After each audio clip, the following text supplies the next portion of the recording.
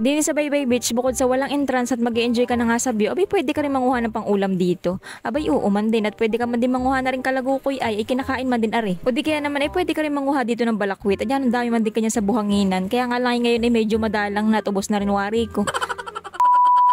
At yun na nga for today's video ay naisipan ko naman na manguha ng kalagukoy o yung uri baga ng crab din sa buhanginan. Hindi yung payapay ha, iba yun. At napakamot na nga lang ako sa batok dyan at gawa nang yan ang dami ko nang ginayak ay nakalimutan ko pa yung camera. Bumili na nga po pala ako ng camera, yung action cam.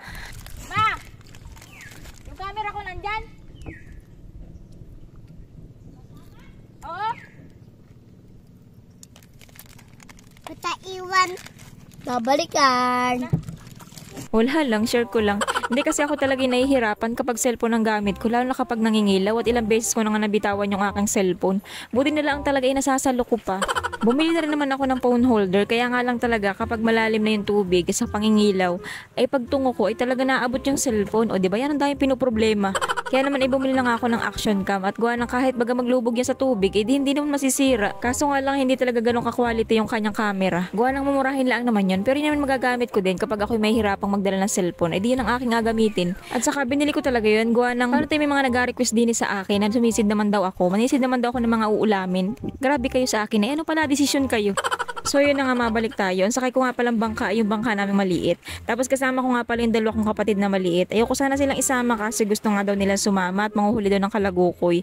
At saka maliligo rin daw sila. Hindi ko na nga pala pinaandar yung bangka at gawa ng wala maghahawak ng cellphone. Ayoko na may pagkatiwala dun sa kapatid ko at baka mabitawan, ay naku po, malalaglag sa ilog.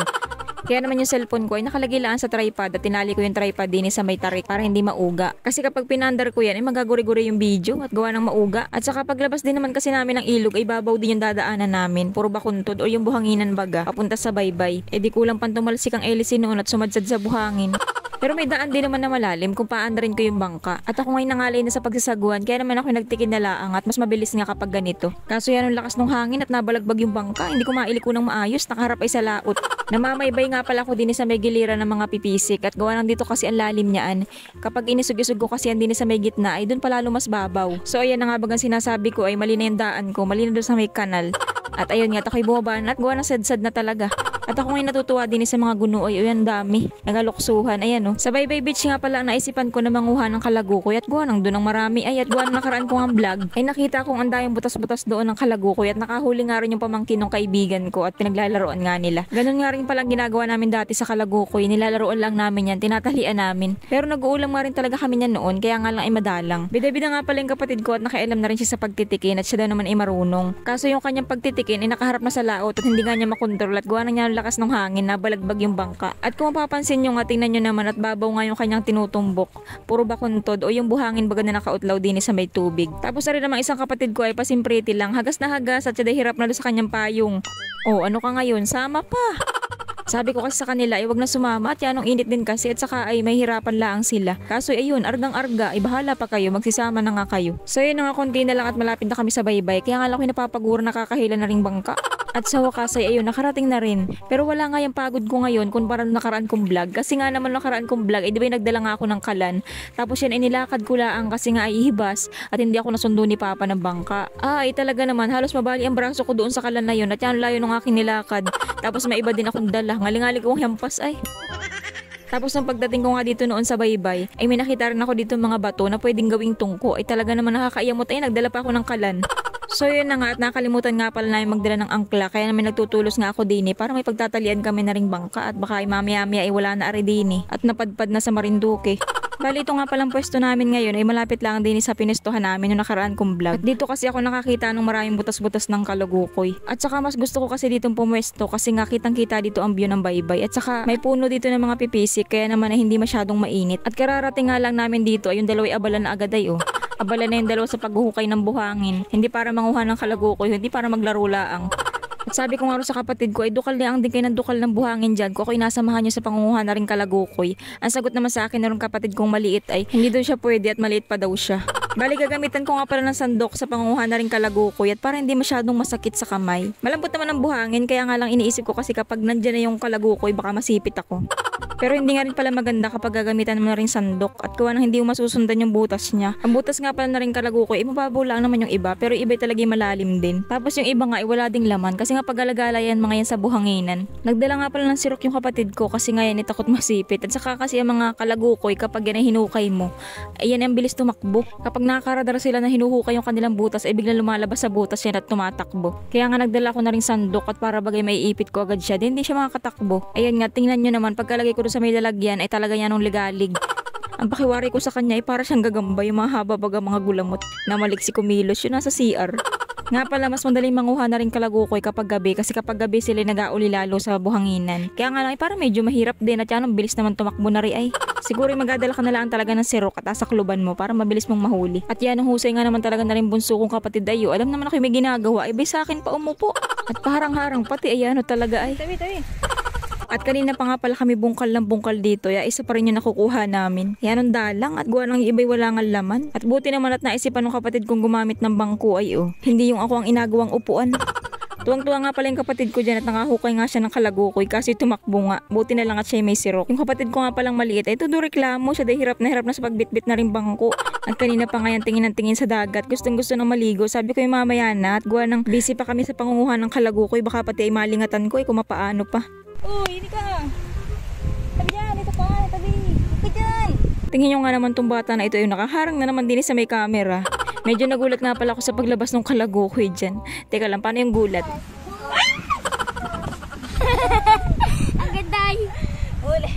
At Angie, nalagyan ko lang ng harang na dyan. Dyan ay. At Angie, bagay pa lang nagagalagin ka niya. Kinabagod dirit mo agad sila ngayon. Laki. Nakadaroon si At Angie.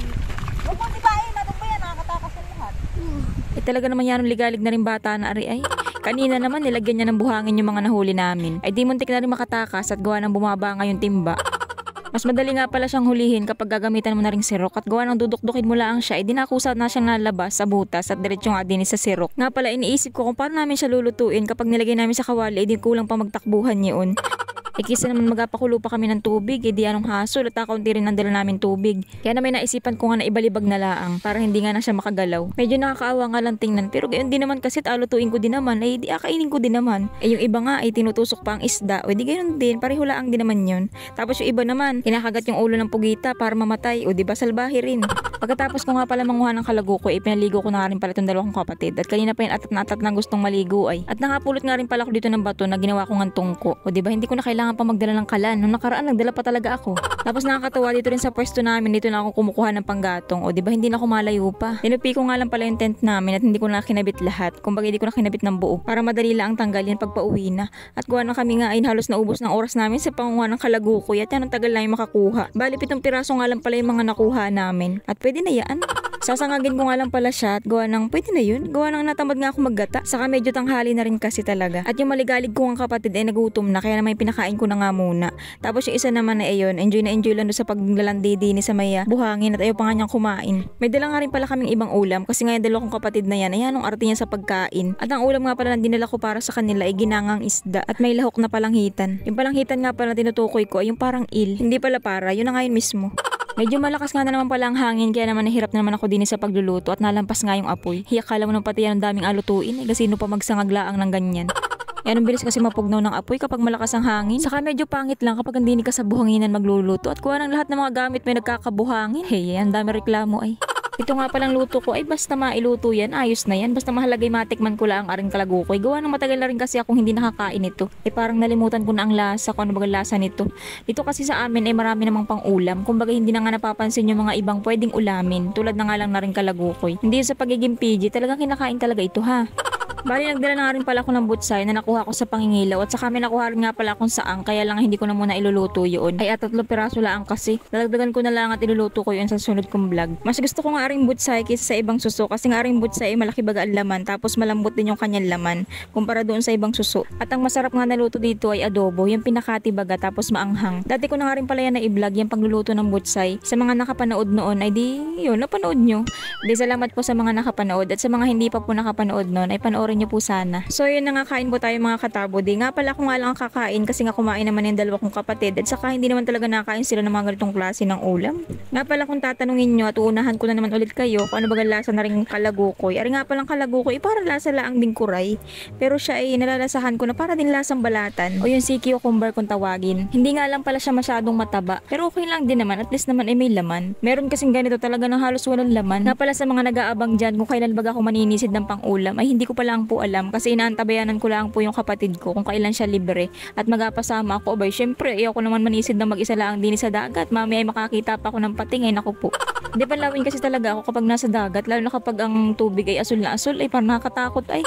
Pero dati hindi naman ako panlawin sa dagat. Dati ngay maghapunan pa kami kung maligo ay kahit yan lalim. Kaya lang kasi nung minsan ay talagang nakakapasok ang malalaking isda din sa ilog. Kaya naman ako parang natatakot na maglangoy sa ilog. At saka ilang beses na kasi ako nasa labay o nadikyabaga ay talaga naman yan sarap sa pakiramdam. Kaya naman ako nadadala ng maglangoy. Bali lumapit nga pala yung kapatid ko at nanghingi siya ng palamig. Tapos daldal ng daldal. Bakit daw ako hindi na nanguhuli ng kalagukoy? Ang dami daw butas din ay nandinilaan sa kalapit ko. Natatawa talaga ako sa batang ito kapag siya ay nag-istorya o di kaya naman nakipag-usap. Para siyang matandang tao lagi makipag-usap. Lagi mga salitain yan, andun baga, andun man din, ay hindi naman. Yung mga ganun salita. Minsan nga kapag yan ay kinukwentuhan ko, ay talagang hindi naniniwala sa akin at nasabihin sa akin ay bulaan ka. Pagkatapos ko nga palang kumain ay nag-isis na rin ako na rin kawali para naman ay malinis na pagbalik at hindi na magalit yung may-ari. Niligpit ko na nga rin pala yung mga gamit namin at kami pa uwi na at gawa ng anong oras na din naman kasi. Bala ko nga rin pala muna sana maglangoy kaya lang ay wag na at gawa ng nalakas na ang alon at mahirapan ako magbangka. May kasama pa naman akong bata. Paanda rin ko na nga lang pala rin bangka at gawa ng malaki naman na ang tubig. At saka mahirapan pati ako magsagwan yan at yan lakas ng hangin tapos medyo maalon. So yun na nga, hanggang rito na lang po at maalon. Itatabi ko na rin cellphone baka mabasa pa.